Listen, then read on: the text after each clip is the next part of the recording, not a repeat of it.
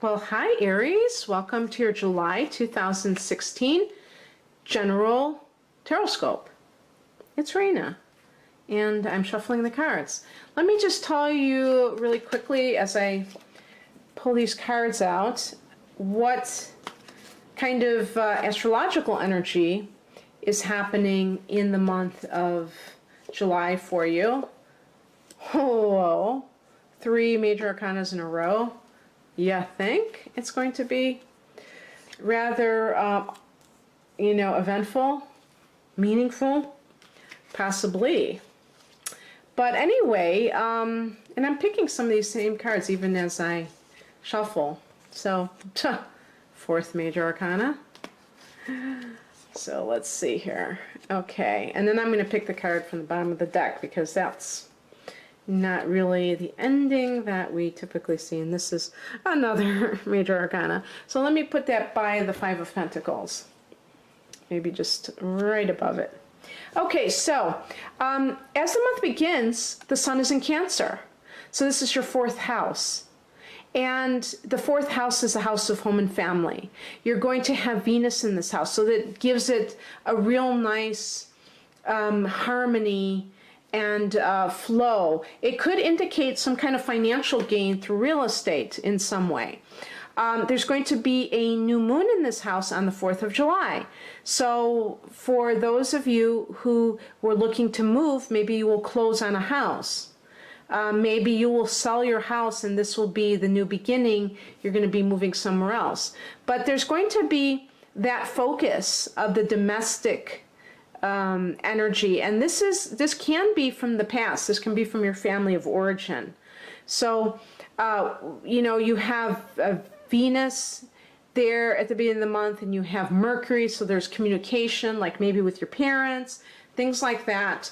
And it's not that it's a bad thing for you, but as a fire sign, you are more universal than your family sometimes, so you may feel a little bit of constriction if you have to deal with these issues more than, let's say, if you were Cancerian, or a Capricorn individual. That would be more comfortable for them to deal with their families in an extensive way. So you might have kind of conflicts because of that. And then also, there's going to be a full moon in Capricorn on July 19th.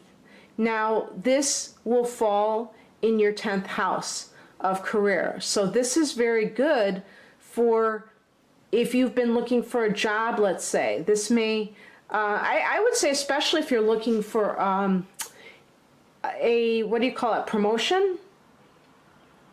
That can be very good because it kind of thrusts you in the limelight or the spotlight when you have the full moon there. It can be the ending of some kind of a project. Maybe you're a contractor. You do contract work, so maybe that'll be the end of one assignment and you'll be going somewhere else. It tends to be either endings or expansion, blossoming, or finding out something. So some of you may be in contact with an employer and you find out that you have the job or something like that. But just that could be a very good energy for you as well at the time of the full moon. And then we have Venus starting the month in your 4th house and then going into your 5th house of love and romance, where it really does well. And, of course, since you are an Aries, Leo is your sister fire sign. So this is a very nice flowing energy, the trine aspect, which kind of tends to make things just, come very easily. You don't have to try so hard. And what's interesting is that we have that happening with Venus, and then the day that's on the 12th that Venus goes into your 5th house. The next day, Mercury goes into your 5th house. So you could be talking to somebody that is, the house of love and romance. You could be talking to someone that you want to have a relationship with, just like having Venus in that house makes you attractive to a love partner, a potential love partner, I should say.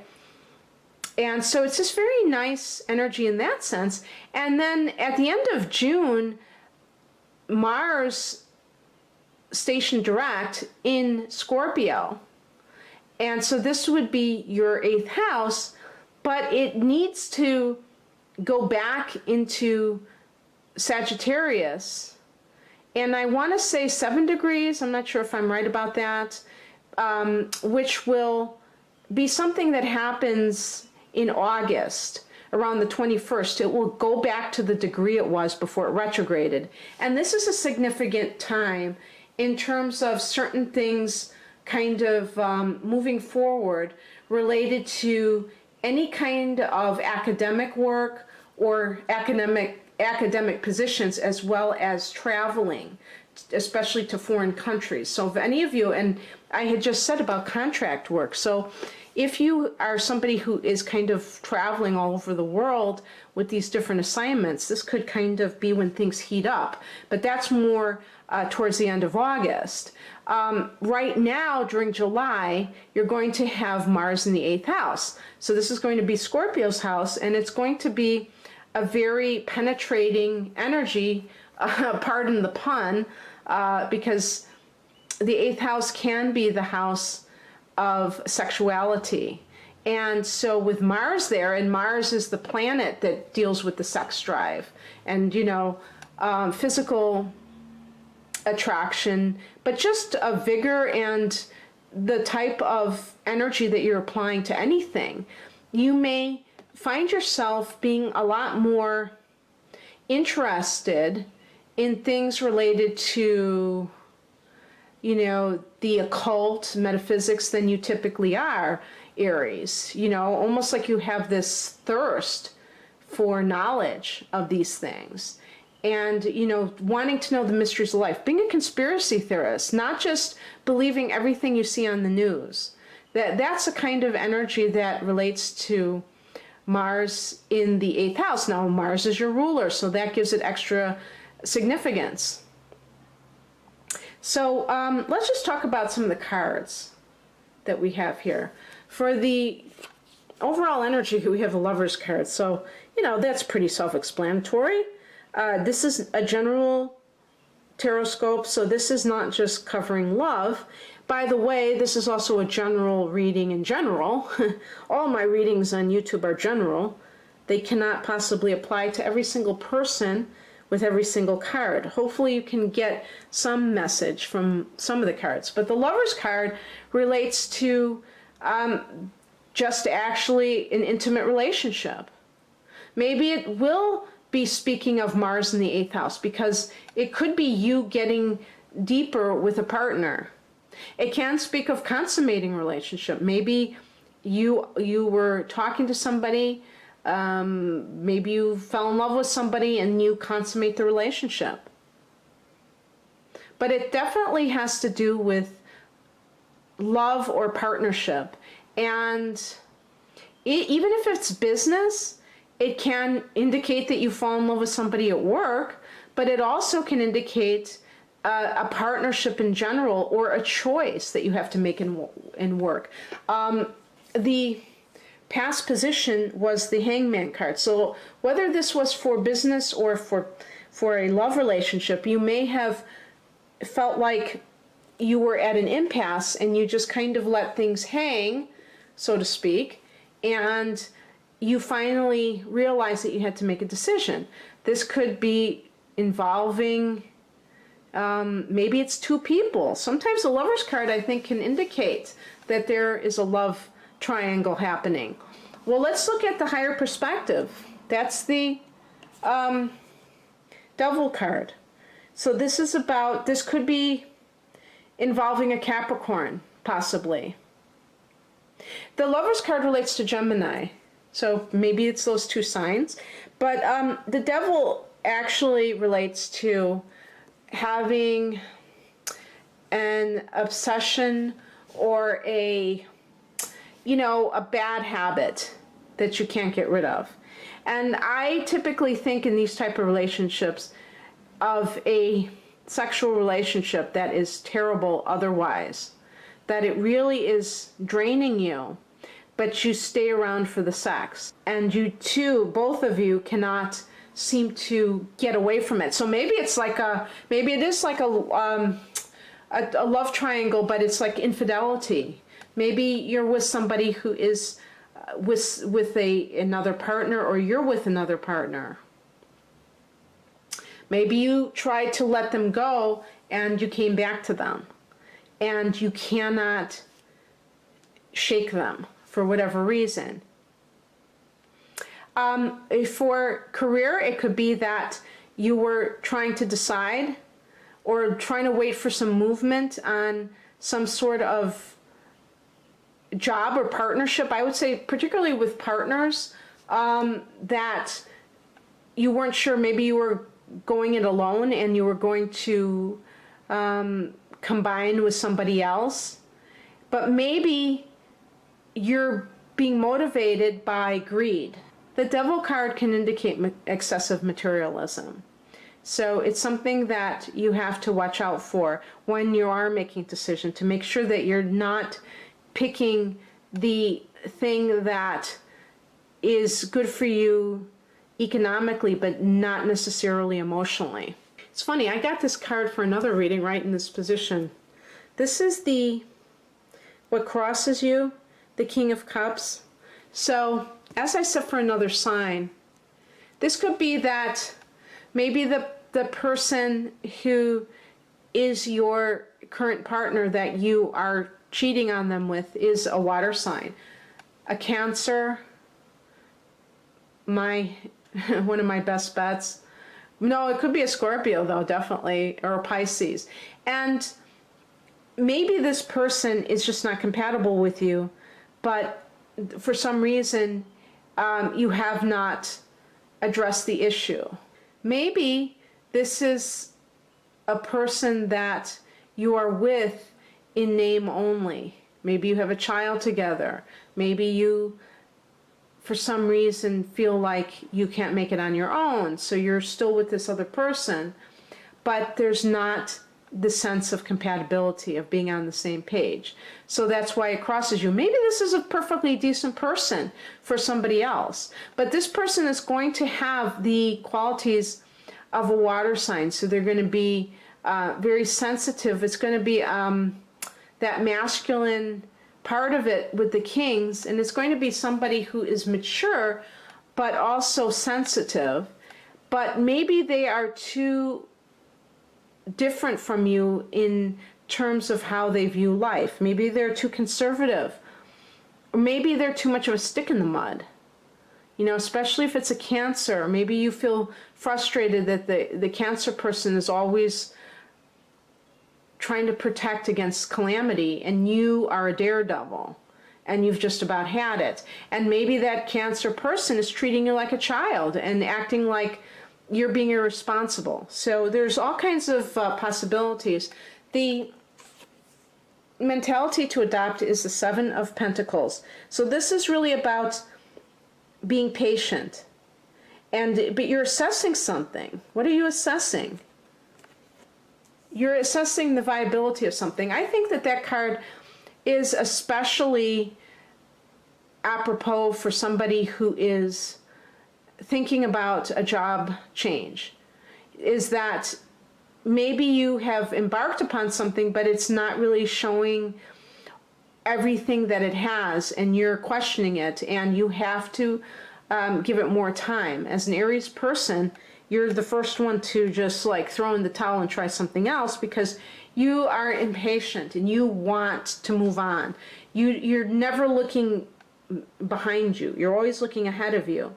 But unfortunately, sometimes we have to be in that reflection mode in order to be able to assess a situation. And this is exactly one of those times, so that you can tell whether or not it stands the test of time, whether it will produce what you want it to produce, whether this is a relationship or whether this is a job. If it's in the early stages, you have no way of knowing. But if you expect everything to be great from the get-go, that might be a little bit impractical as well as unreasonable. The advice is the World card, so it's, I think it's basically acknowledging that you have ended a phase. And so because of that, and this is especially true because you got so many major arcana cards, it would suggest that you have ended one phase and you're going into a new phase. And because of this, you need to have a sense of closure, because this is what the World card is all about. Now, it's also about taking your bow and seeing that your endeavors were a success, even if some of them do not seem like they have even completely come to pass, like this card. We always have things, irons in the fire, right? I mean, we always have things that we're doing, but we can acknowledge when there are certain periods of time that things in general seem to be heading in one direction. So in other words, there may be a lot of evidence to suggest that you're wrapping things up in different areas of your life. Maybe not everything, but in a lot of areas, and you're ready to move on. And if you're in a marriage that, has turned sour, just realize, don't think of it as a failure. Realize that everything has a season, and maybe this is the ending of this chapter, but it's the beginning of something else. I know that's a cliche, but it's also true. That's what makes it a cliche. But it really is a card of victory. So it's seeing the victory in the situation, even when you might be clinging to it out of ego. Now, the outcome is the Five of Pentacles. And this is why I did pick another card, because the Five of Pentacles is a card that I don't see a lot of positivity with. So when I get it as an outcome, it doesn't mean, okay, something negative is going to happen. It means, I think of it as a cautionary tale.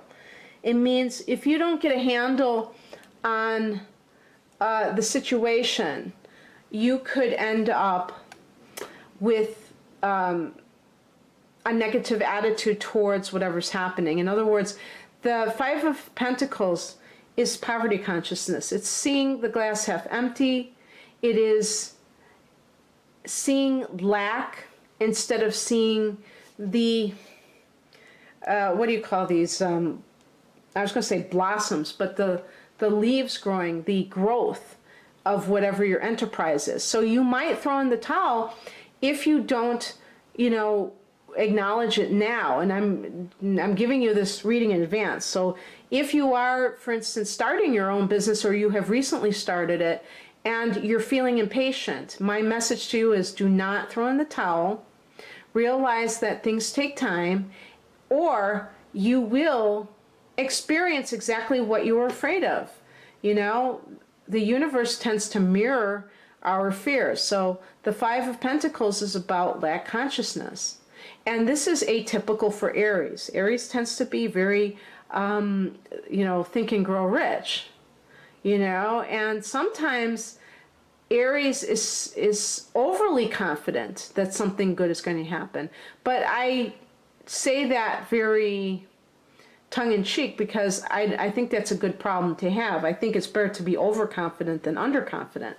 But maybe something is going to, hook you in where maybe it's because of this energy where you start thinking, stinking thinking, and you're not thinking in terms of positive things.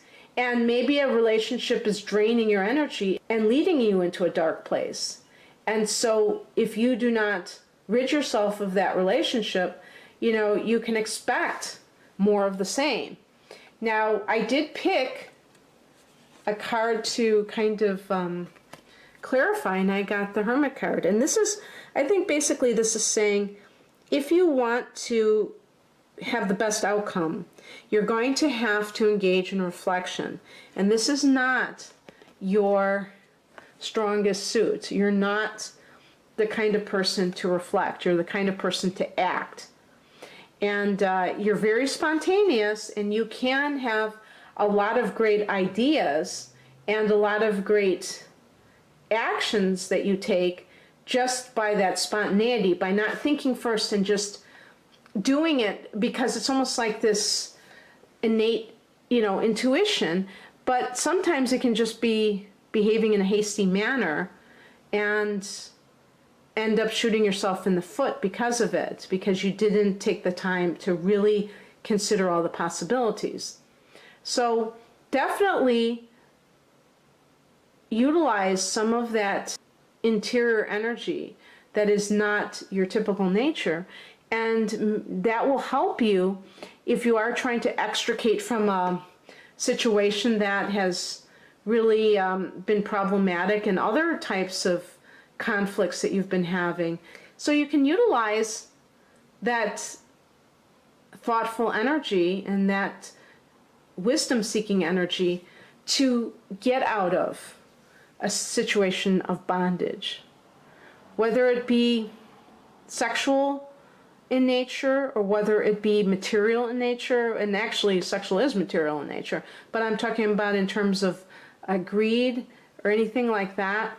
That Hermit card can help you to see the way and to create the best priorities for yourself so that you can make the best decisions about what you want to do. But I do see you as transitioning to a whole new experience. And as we go into August, you will have all of this wonderful energy in your 5th house, or a lot of energy, in the 5th house of love and romance. And maybe that will be a new period for you in terms of a relationship, but also possibly in terms of business ventures, your own business. So in any case, and creative endeavors. So Aries, I wish you all the best. If you'd like a personal reading, please click on the link below. Otherwise, have a great month of July. Bye.